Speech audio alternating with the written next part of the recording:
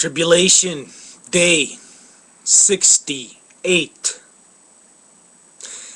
and the oppressive heat wave across the United States continues. I'm going to tell you, I'm 49 years old, and I don't think I've seen a heat wave like this. There's been heat waves for sure, just not one as big and as far north and covering the United States in the manner in which it is. And I'm going to once again go back to, the reason why the United States is having all this extreme weather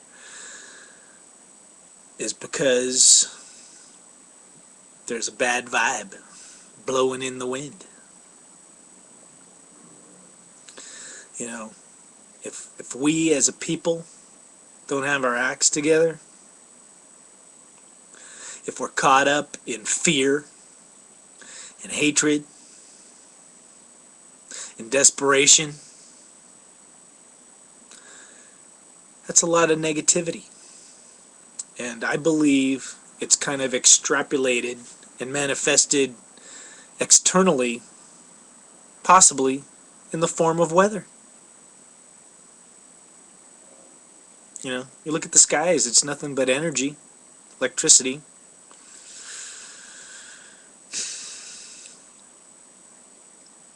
And of course, the circus in Washington continues. And I could say with the ringleader, Obama, the grand master of the show, except he's not a ringleader. We have to remind ourselves, he leads us by following. That's his new term. I lead from behind. No, that's following. So, when it comes to the circus, Obama's not the ringleader.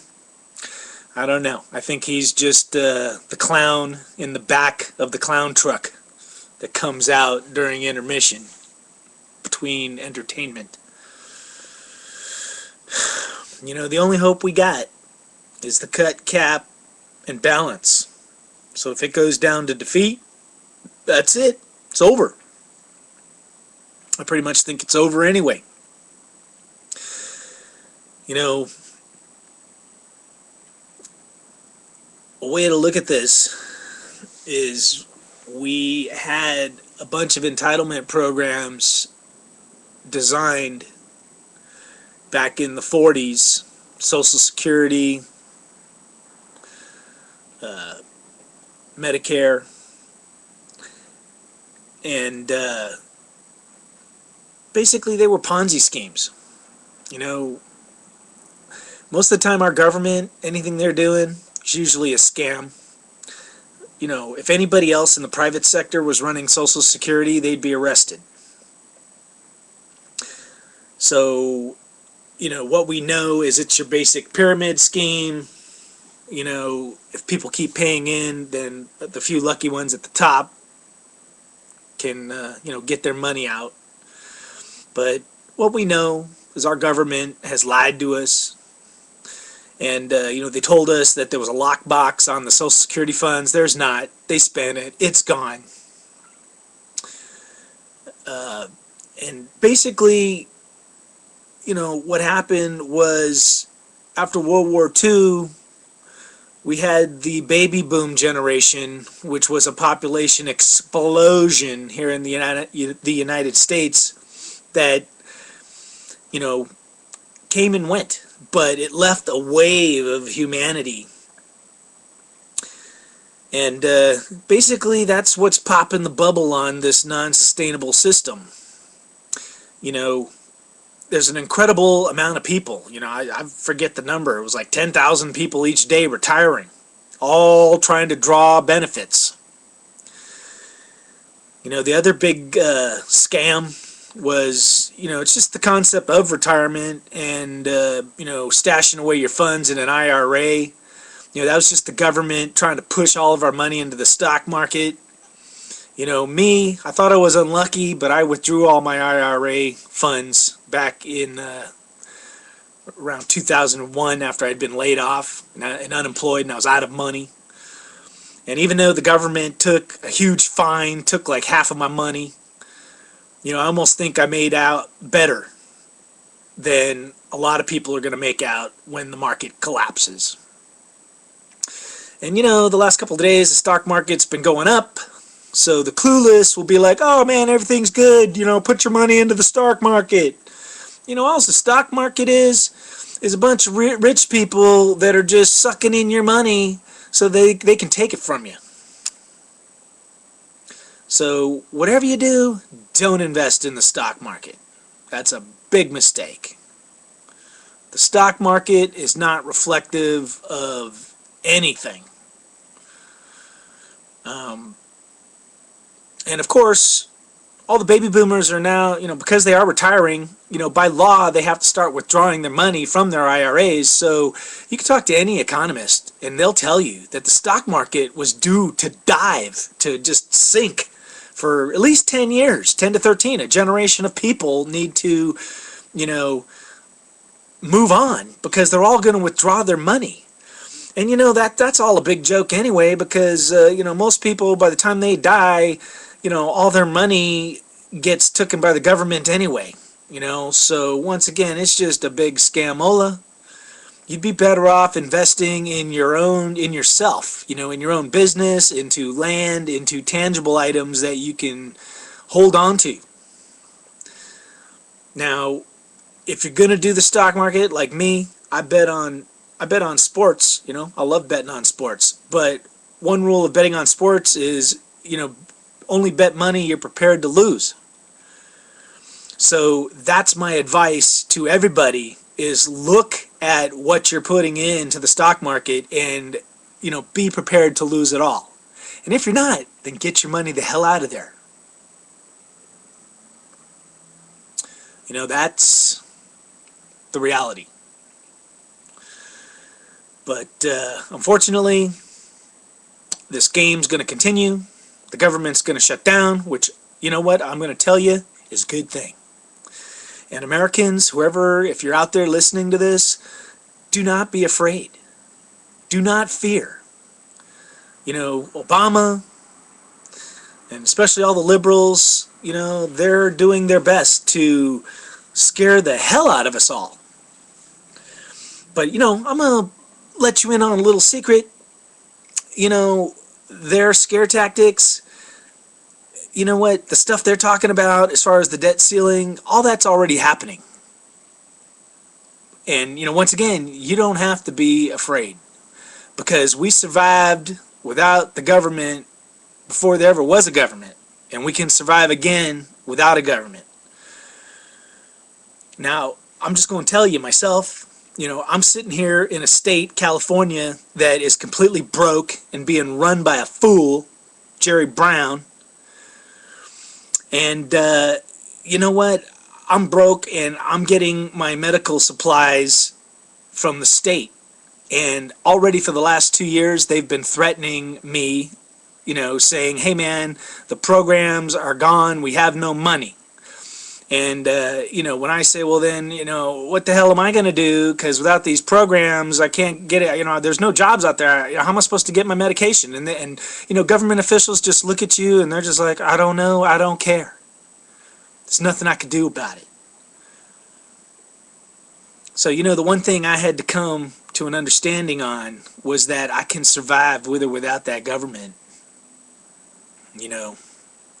I have to focus myself. I've been trying to wean myself off of medication, which is hard for a diabetic, and I have to shoot insulin every day. But I've been trying to focus on exercise and my diet. It's very hard, but that's the only choice I got. But the point I'm making is, these threats, they've been out there for years already. But now, what's happening is they're going to stoke the fires, escalate the fears. It's the same thing that organized religion does. You're going to burn in hell. That fills churches every Sunday. You know, you better come to church and do as we say, or you will burn in hell. But you know what? If you're not a Kool-Aid drinker, if you could actually possess the mental capabilities to think outside the box, to overcome the fear and the doubt, have the wherewithal to think of alternate possibilities and not be afraid to go against the grain, the best thing you can do is free yourself. Free yourself from the mind control of whatever organized religion you might belong to. And I'm not saying, give up on God. No. Keep God in your heart. But just be wary of whatever church you're going to, what they might be trying to do. And definitely throw off the shackles of the fear. Like Roosevelt said, the only fear you have to fear is fear itself. The fear that we, if you don't keep giving us all your money, that your life is going to suck. That's the fear that I'm talking about. Makes no sense. Even from the start of this country, the fear was the fear of the government. Always has been. The ultimate destination, the ultimate end result for our government, for any government throughout history, is they want to replace God and become your God. That's what the entitlement, the cradle to grave society is all about. You don't need God when the government's doing it all for you. There couldn't be a bigger lie out there. And that's part of the tribulation, is overcoming your fear. But, right now, we're all on edge. Tempers are flaring. A lot of accusations being thrown out there. Like, I personally, the other day, I got upset because some fool that didn't even know me, because I made a statement or two that was outside the box. Like, I actually said, don't vote. I've been saying that for years, don't vote. But next thing I know, they're calling me everything in the book. And these are right or left, as far as where they are politically. Now, fortunately, I have a backbone and I have no fear, so I gave those people what for. But, it's just a sad day in our society where people, rather than, give you some kind of logical discussion, immediately go for the low bar and stoke the fires of fear and hatred. Maybe it's just that there's too many people on the planet. I don't know. But the only way we're going to make it through this is to not be afraid, to think outside the box.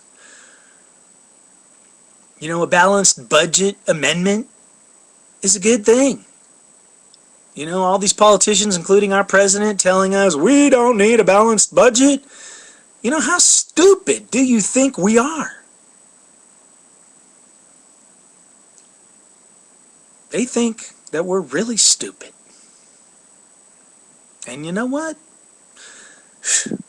When I look at, in California, we elected Jerry Brown. That's pretty stupid. That's why, I'm not, I have hope. But, once again, it goes to that movie, Idiocracy. Stupid people do stupid things, but when you're as stupid as we are, it borders on being genius. That's actually a dumb statement that me and my business partner came up with a couple of years ago. Made no sense. We just said it to be ridiculous. But now it's kind of turning into our reality. But I don't know. We're going to have to overcome it. It's hot as hell out there. The sun, I don't know what's going on with it. I'm not a scientist, but